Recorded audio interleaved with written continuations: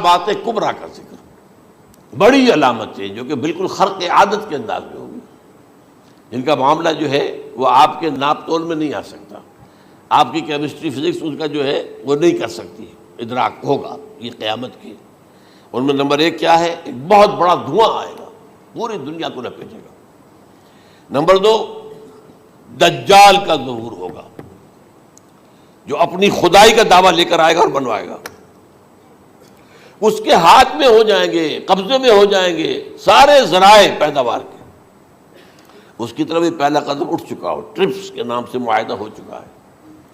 کوئی ملک اپنا بیج پیدا نہیں کر سکتا ہو، یہ بیج ہم نے ڈیولپ کیے ہیں۔ ان کے ڈیولپمنٹ سے پہلے تم ایک ایکڑ سے کتنی گندم لیتے تھے، آج کتنی لے رہے ہو؟ کس بنا پر؟ جینیٹکس کا جو کام ہم نے کیا ہے اس کی بنا پر ہو رہا۔ ہاں تو ہمارا حق ہے، اس کی رائلٹی ہمارے پاس آنی چاہیے۔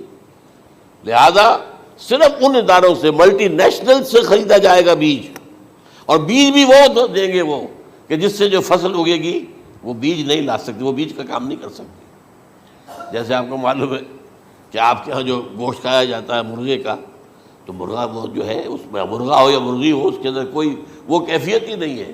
ان کے انڈے جو ہے ان سے آپ بچے حاصل نہیں کر سکتے، ہے تو انڈا، دیکھنے کو تو انڈا ہے، لیکن وہ بنڈا جو ہے اس سے بچہ تو نہیں حاصل کر سکتے۔ ایسے ہی وہ گندم کا بیج دیں گے، نظر آئے گی گندم، لیکن اس کے اندر وہ صلاحیت نہیں ہے کہ اس سے جو فصل اگے گی اس کا نتیجہ جو ہے وہ بھی آپ لے سکیں۔ یہ ہونا ہے، اللہ جانے، قدم اٹھ رہے ہیں ادھر۔ پھر یہ ہے کہ دابۃ الارض، زمین سے ایک حیوان نمودار ہوگا، زمین شق ہوگی۔ ابھی میں کہہ رہا ہوں خرق عادت ہے، یہ چیزیں وہ نہیں ہیں جو ہماری کسی حساب کتاب میں جو باتیں پہلے آئی ہیں وہ تو حساب کتاب میں آ رہی ہیں، ساری سمجھ میں آ رہی ہیں، ساری چیزیں اب مشاہدہ ان کا ہو رہا ہے۔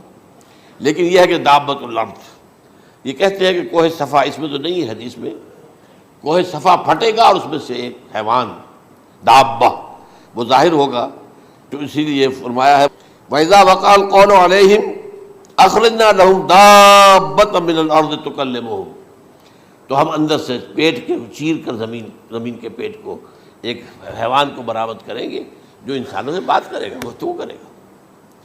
نمبر 4، طلوع الشمس من المغرب، یہ بھی خرق عادت، سورج تو طلوع ہوتا ہے مشرق سے، غروب ہوتا ہے مغرب میں، لیکن اس وقت معاملہ الٹا ہو جائے، یعنی جو کائنات کے اندر جو گڑبڑ ہوگی کچھ سمجھ میں بات آتی ہے کہ یہ معاملہ جو ہے یہ تو اس پورے سولر سسٹم کو اگر بدل دیتے ہیں تو مشرق مغرب ہو جانا، مغرب مشرق ہو جانا، یہ سمجھ میں آنے والی بات ہے۔ اس کے بعد ہے عیسیٰ ابن مریم کا نزول، جس کے بارے میں آج میں نے گفتگو کی ہے تفصیل سے۔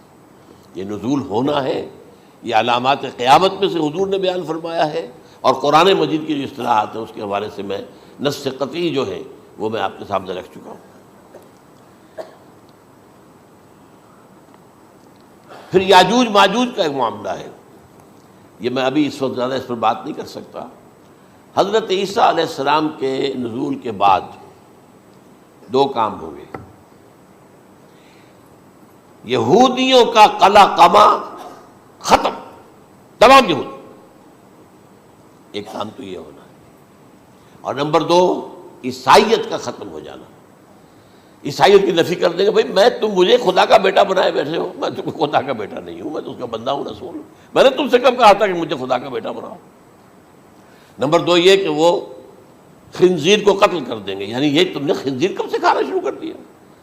میں تو تم کو نکاح اجازت دے کر گیا تھا، یہ تو شریعت موسوی میں حرام تھا، اور میں کہہ کر گیا تھا کہ یہی شریعت تم پر لاگو رہے گی، ہاؤ کم تم نے کیسے یہ؟ آج بھی بہت سے رومن کیتھولکس جو ہے وہ سور نہیں کھاتے، وہ اس میں ہے ان کے اندر کچھ نہ کچھ بات جو ہے جو حضرت عیسیٰ کی تعلیمات کا کچھ اثر ان کے ہاں ہے۔ میں تو ایک مرتبہ، یہ 1971 کی بات ہے، 4-5 دن کے لیے برسلز میں رکا تھا، اس لیے کہ وہاں مجھے ایک صاحب نے خط لکھا تھا کہ وہاں ایک نوجوان ہے، ابھی اس ایمان لایا ہے، اور اس کے کچھ مسائل ہیں، ہم کوشش کر رہے ہیں ان کے مسائل حل کریں، آپ بھی جا رہے ہیں۔ میں انگلینڈ جا رہا تھا تو واپسی پر آپ ان کے یہاں چند دن ٹھہرے، میں حیران ہوا، ویسے اس نے مجھے اپنے گھر ٹھہرایا نہیں، اس لیے کہ ماں باپ تو اس کے کرسچن تھے، اور پولیس کا چیف آفیسر اس کا باپ تھا، چیف آف پولیس فورس۔ اس نے مجھ سے ایک دن کھانے پہ بلایا، میں ہوٹل میں ٹھہرایا مجھے، اس نے کہا آپ اطمینان سے یہاں کھانا کھائیں، اس گھر میں نہ آج تک کوئی شراب کی بوند آئی ہے اور نہ ہی کوئی بوٹی آئی ہے سور کی. Roman Catholics.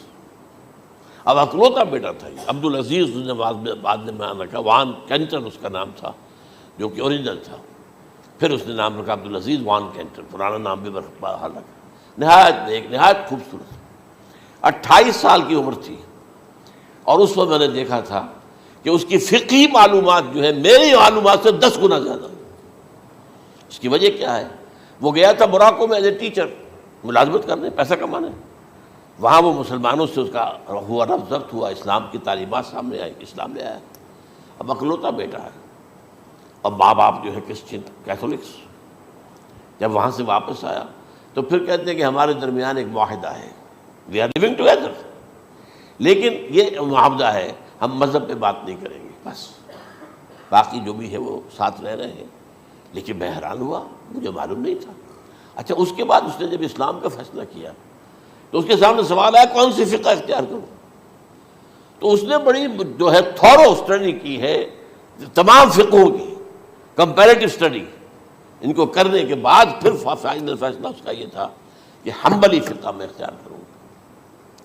چاروں فقہوں میں سب سے لیٹسٹ حنبلی ہے، یعنی حنفی نمبر 1، پھر مالکی نمبر 2، پھر اس کے بعد شافعی نمبر 3، پھر یہ امام احمد ابن حنبل ہے.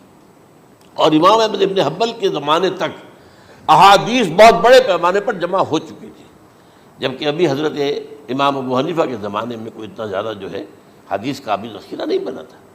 اسی پر تو لوگ حیران ہوتے ہیں کہ زیادہ حدیث امام ابو حنیفہ کے علم میں نہیں تھی، لیکن مجال ہے کہ ان کا کوئی فتویٰ جو ہے کتاب و حدیث کے، کتاب اور سنت کے خلاف ہو. اگرچہ انہوں نے صاف کہا کہ اگر تم پاؤ کوئی ایسی سچی حدیث، پختہ حدیث جو میری کسی رائے کے خلاف ہو تو میری رائے کو دیوار پر دے مارنا اور اس صحیح حدیث کی پیروی کرنا. لیکن ویسے اس کے بعد یہ کمال یہ ہے کہ بہت ہی کوئی شاذ معاملہ ہے کہ جس میں ان کا کوئی فتویٰ وہ کتاب و سنت کے منافی ہو یا سنت کے منافی ہو. کتاب پہ تو سوال پیدا نہیں ہوتا، کتاب تو ساری ان کے سامنے موجود تھی. اس کے بعد یہ ہے کہ یاجوج ماجوج اصل میں بتا رہا تھا آپ کو کہ جب عیسائیت بھی ختم ہو گئی، یہود ویسے ختم ہو گئے، استیصال ہو گیا، جڑ کٹ گئی. اب عیسائیت گویا کہ اسلام میں ضم ہو گئی. عیسائیت مذہب ختم، یہودی خود ختم. اب یہ طاقت کتنی ہو جائے گی؟ تقریباً 2/3 دنیا آ گئی. تمام اب عیسائی 2 ارب کے قریب ہے، 1 ارب 90 کروڑ ہوں گے، یا مسلمان بھی 1 کروڑ 50-60 لاکھ ہیں.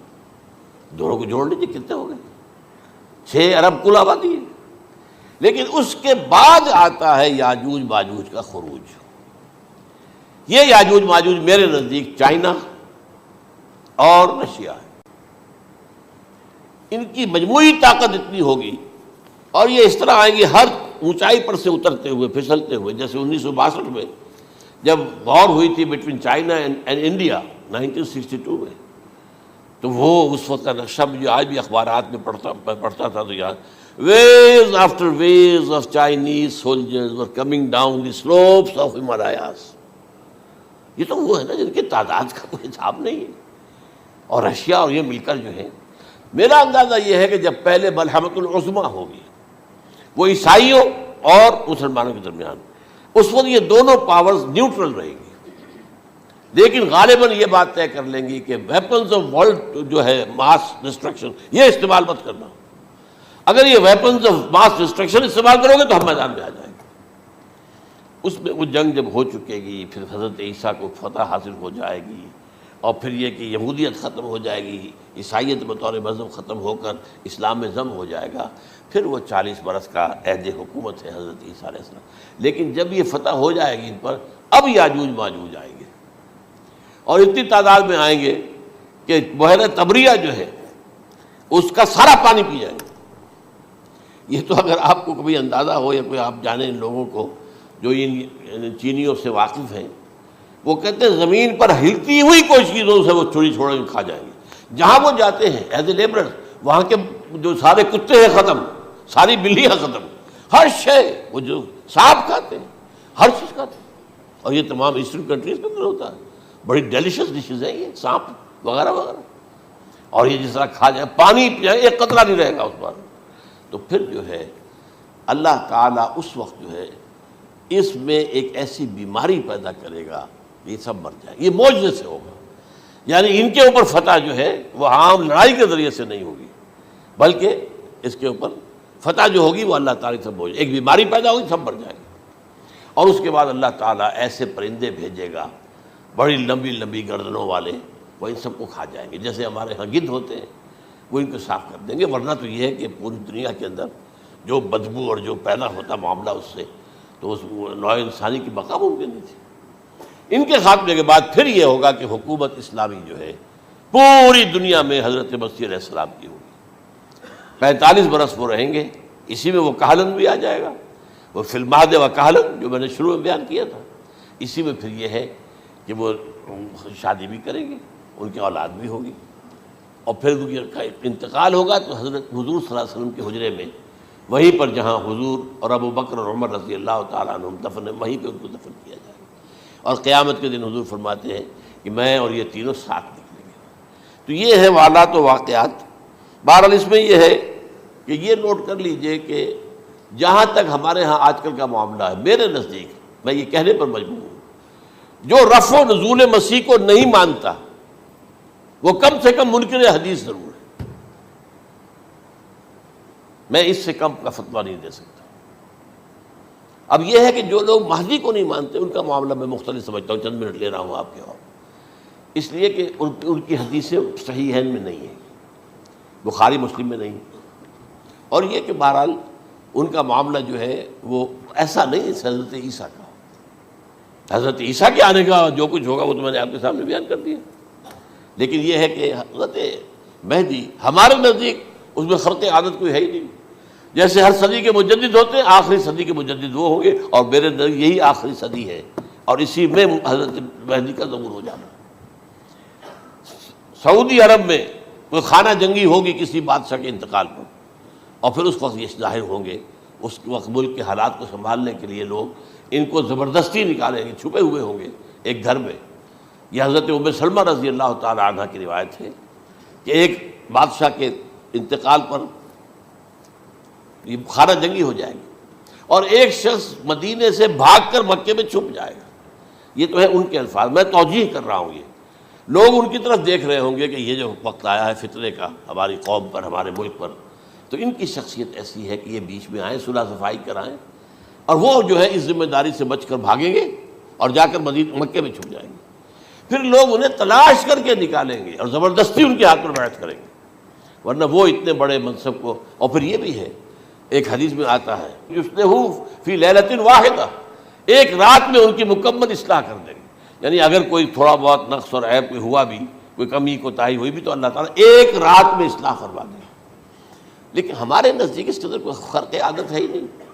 البتہ جو کہتے ہیں اہل تشیع، وہ خرق عادت ہے کہ ان کے 12ویں امام جو ہے وہ بچپن ہی کے اندر اس خوف سے کہ جو بنو عباس بادشاہ ہیں وہ ان کو قتل کر دیں گے، تو وہ ایک غار میں چھپا دیے گئے.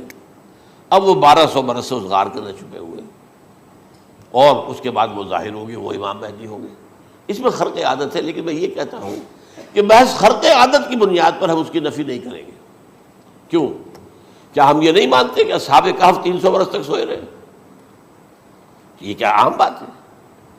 حضرت عزیر علیہ السلام اللہ نے انہیں موت دی، موت، اور 100 برس کے بعد زندہ کر کے اٹھا لیا. تو خرق عادت حضرت عیسیٰ کو ہم اتنا بڑا خرق عادت مانتے ہیں کہ اٹھا کر آسمان پر، تیسرے آسمان کے اوپر ہیں، موجود ہیں، اب بھی ہیں. شب معراج میں تیسرے آسمان پر حضور کی ملاقات ان سے ہوئی. تو یہ خرق عادت کی بنیاد پر نفی نہیں ہم کرتے. ہو سکتا ہے، لیکن یہ کہ اس کے لیے ہمارے پاس کوئی دلیل نہیں، کوئی احادیث نہیں، کچھ نہیں، اس لیے ہم اس کو نہیں مانتے. البتہ خود وجود جو ہے حضرت مہدی کا وہ کوئی عجیب بات نہیں ہے. وہ تو جیسے پہلے بھی آئے ہیں ہمارے مجددین، ایسے مجدد ہوں گے اور دین کو تازہ کر دیں گے. ایک صحیح اسلامی ریاست جو ہے وہ عرب میں قائم ہو جائے گی دوبارہ.